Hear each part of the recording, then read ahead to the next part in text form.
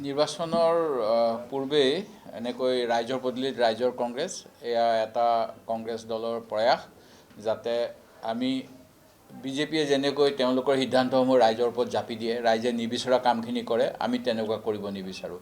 পাৰ্থক্য সিমানেই হ'ব লাগে যে আমাৰ ফালৰ পৰা ৰাইজৰ মতামত গ্ৰহণ কৰি ৰাজ্যৰ ভালৰ বাবে যি যি পদক্ষেপ ল'ব লাগে সেই পদক্ষেপখিনি আমাৰ নেতৃত্বই গ্ৰহণ কৰিব আৰু তাৰ বাবেই এই যোৱা ডিচেম্বৰ মাহৰ 6 তাৰিখৰ পৰা ইয়াৰ পূৰ্বেও হৈ আছে আমাৰ, কিন্তু আনুষ্ঠানিকভাৱে আমি 6 ডিচেম্বৰৰ পৰা 34খন জিলাত আমি মতামত গ্ৰহণ সমাপ্ত কৰিলোঁ আৰু এতিয়া কামৰূপ মহানগৰ জিলাত আগন্তুক 3 দিন এই কাৰ্যসূচী চলি থাকিব। বিজেপি দলে যিখিনি কথা কৈছিল, তেওঁলোকে 10 বছৰ বিচাৰিছিল, এতিয়া বহুত বেছি সময় বিচাৰি থাকে।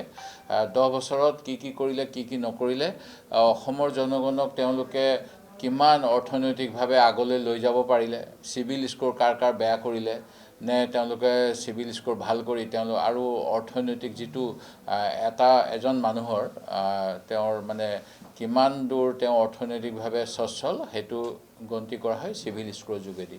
এই চিভিল স্ক'ৰ যোৱা সময়ছোৱাত অসমৰ কিমান মানুহৰ বেয়া কৰিলে সেই কথাখিনিও আমি বিজেপিৰ ভুল সিদ্ধান্তৰ বাবে যে এই কথাটো হ'ল, এই কথাটো এতিয়া স্পষ্ট হৈ ওলাই আহিছে আৰু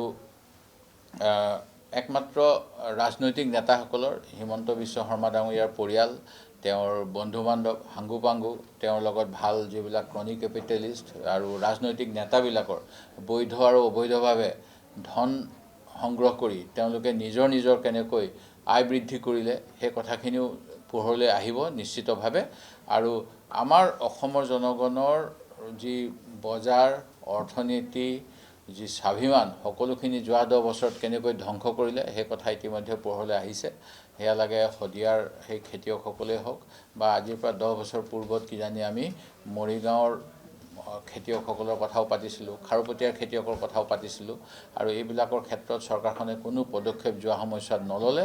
বিধানসভাত বহুত নজিৰ আছে, আমি যিটো শীতলীকৰণ গৃহ কোল্ড ষ্ট'ৰেজ লাগে বুলি ডিমাণ্ড কৰিছিলোঁ, কিন্তু চৰকাৰে সেই সময়ত কৈ আছিল যে আমি কৃষকসকলক সন্মান দিছোঁ, মাহেকত 500 টকাকৈ দি তাৰো 560 কোটি টকা ভুৱা কৃষকক দিয়া বুলি যেতিয়া আমি বিধানসভাত উত্থাপন কৰিছিলোঁ সেই কথাও তেওঁলোকে ডিনাই কৰিছিল।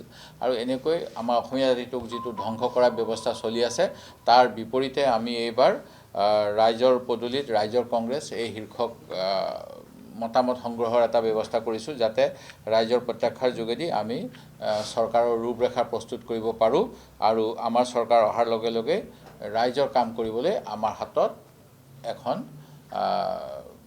সম্বল থাকে, যাৰ যোগেদি আমি আগন্তুক সময়ত আমাৰ কাৰ্যসূচী চলাম। আৰু এয়া গোটেই সমগ্ৰ অসমৰে বিভিন্ন জিলাত অতি সফল হৈছে। এটা কথা ঠিক, বহুতেই আহিবলৈ ভয় কৰে, তেওঁলোকে আমাক কয় যে আমি যদি যাওঁ আমাৰ কিজানি চাউল কাটি দিব, পেঞ্চন কাটি দিব, অৰুণোদয় কাটি দিব। তাৰ মাজতো আমাৰ কৰ্মীসকলৰ যোগেদি তেওঁলোকে বাৰ্তা প্ৰেৰণ কৰিছে আৰু সেইটোৱে আমাৰ বাবে ভাল খবৰ। ৰাইজৰ সংকল্প বিজেপিৰ বুলি আজি তেখেতসকলেও আৰম্ভ কৰিছে যাত্ৰা, বিভিন্ন স্থানলৈ কিবা পাব আৰু তাত পৰামৰ্শসমূহ গ্ৰহণ কৰিব বিজেপিৰ তৰফৰ পৰা। তাৰমানে আমি কৰা কামত তেওঁলোক একেবাৰে হেৰি হৈ গৈছে, মানে ভয় খাই গৈছে, যিটো আগতে কেতিয়াও তেওঁলোকে কেতিয়াও এইটো কোৱা নাই। কাৰণ মুখ্যমন্ত্ৰীয়ে কৈ আছিল আজি কেইদিনমান আগলৈকে, মই সকলো সমস্যা সমাধান কৰি দিলোঁ, ৰাজপথত কোনো আন্দোলন নহয়, 6 জনগোষ্ঠীয়ে বোলে জনজাতিকৰণ লাগে বুলি কৈছিলে সেইটোও কৰি দিলে। আৰু এইবিলাক গোটেইবিলাক যে আভুৱা ভৰা কথা, এইবিলাক প্ৰমাণ হ'ব।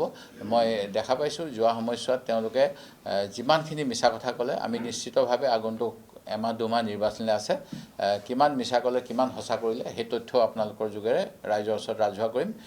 ৰাইজে বিচাৰ কৰিব পাৰিব মুক্ত মনেৰে তেওঁলোকে কিমান অসমৰ ৰাইজক আভুৱা ভাৰিলে আৰু অসমৰ স্বাৰ্থৰ বিপৰীতে কেইটামান গুজৰাটী পুঁজিপতিৰ স্বাৰ্থত অসমৰ জাতি মাটি ভেটি বিক্ৰী কৰিবলৈ যিবিলাক ষড়যন্ত্ৰ কৰি আছে সেই গোটেইবিলাক আমি ৰাইজৰ আগলৈ স্পষ্টভাৱে আনিম। আজি ৰাইজৰ সহযোগিতা কেনে পালে গুৱাহাটীত? গুৱাহাটীত যথেষ্ট ভাল। আমি ৰাইজৰ মুখত বিভিন্ন ধৰণৰ তেওঁলোকে যে চৰকাৰৰ পৰা সুখী হৈছে এই কথাটো কিন্তু এই অনুভৱ আমাৰ নহ'ল। তেওঁলোকে বিভিন্ন চৰকাৰী আঁচনিবিলাকৰ ফলত তেওঁলোকৰ পৰিয়াল চলাবলৈ কেনেকৈ অসুবিধা হৈছে সেয়া লাগে ক্ষুদ্ৰ ব্যৱসায়ী হওক বা সাধাৰণ নাগৰিক বজাৰ সমাৰ কৰিবলৈ অহা গুৱাহাটীৰ যিটো কোৱালিটি অফ লাইফ যিটো কোৱা হয় যে জীৱন ধাৰণৰ মান, এই যে জীৱন ধাৰণৰ মান বেয়া এইবিলাকো কৈছে। আগৰ দিনত এটা কথা আছিল যে আমাৰ ঘৰবিলাকত আপোনালোকে দুৱাৰ দলিবিলাকত চাব তলত এটুকুৰা কাঠ বা বাঁহ দিয়া থাকে যাতে কোনো অপশক্তি আহিব নোৱাৰে বা ঘৰৰ পজিটিভ এনাৰ্জিটো ঘপককৈ ওলাই নাযায়। এই কথাটো কিন্তু এতিয়া গুৱাহাটীত দেখা পাইছোঁ, দোকান পোহাৰ চবতে 2 ফুট 2 ফুট ৱাল তুলিব লগা হৈছে যেন কাষ্টমাৰজনে উজুত খায় বা কাষ্টমাৰ আহিব নালাগে, এনেকুৱা ধাৰণা হ'ব। কিন্তু প্ৰকৃততে অনবৰত গেলা পানী গুৱাহাটীৰ বজাৰ পোহাৰত সোমাই থাকে। সেই গতিকে চৰকাৰে নলা দি পানী পঠাব পৰা নাই, যিটো মুখ্যমন্ত্ৰীয়ে কৈছিলে এটা সময়ত কিবা কিবি কথা, নলাক লৈয়ে তেওঁৰ কথা আছিলে যে গুজৰাটৰ নলা দি কি যায়, অসমৰ নলা দি কি যায়, এইবিলাক কথা। কিন্তু তেওঁলোকে অসমৰ নলা দি যে মানে যিটো যাব লাগে পানী নাযায় সেইটো স্পষ্ট। সেই গতিকে প্ৰতিখন দোকানৰ আগত আজি দেখি আহিছোঁ 1 ফুট 1.5 ফুট বেৰিয়াৰ।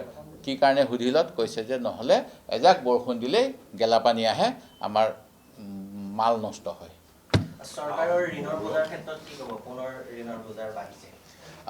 মই আজি ৰাতিপুৱা অলপমান বেছি পঢ়িবলৈ পোৱা নাই, মই পিছত বিতংকৈ দিম। কিন্তু পীযুষ হাজৰিকা ডাঙৰীয়াই এটা কথা কৈ আছে, আমাক সমালোচনা কৰিছে যে কৰ্ণাটক চৰকাৰেও ঋণ লয়, আমি অসমে ল'লে কিয় কংগ্ৰেছে বেয়া পায়। এইটো কথা তেনেকুৱা নহয়। প্ৰকৃততে অসমৰ নিজৰ আয়ৰ উৎস একদম সীমিত, যিটো সীমিত আয়েৰে আমি কেন্দ্ৰীয় চৰকাৰৰ ওপৰত ডিপেণ্ডেণ্ট হৈহে লোন ৰিপে'মেণ্ট কৰিব লাগে। কিন্তু কৰ্ণাটকত 77% অ'ন জেনেৰেশ্যন আছে, তেওঁলোকে নিজৰ উৎস আছে, GST হওক বা অন্যান্য ৰাজহ তেওঁলোকে নিজে কালেক্ট কৰে আৰু তাৰ পৰা তেওঁলোকে ঋণ ঘূৰাব পাৰে। কিন্তু অসমতো একেবাৰে শোচনীয় অৱস্থা। সেই গতিকে আমি বিতংকৈ পিছত ক'ম, আপুনি সোধা কাৰণে এইখিনিকে। আমি এই বিষয়ে তত্ত্বপাত দিম। পুনৰ SIT ফাইল খুলিবলৈ মুখ্যমন্ত্ৰীয়ে উল্লেখ কৰিছে যে জানুৱাৰী মাহতেই তেখেতসকলে সম্পন্ন কৰিব। কাৰ বিৰুদ্ধে? যিকোনো খবৰৰ বাবে যোগাযোগ কৰক আমাৰ এই নম্বৰত 9181 307 221।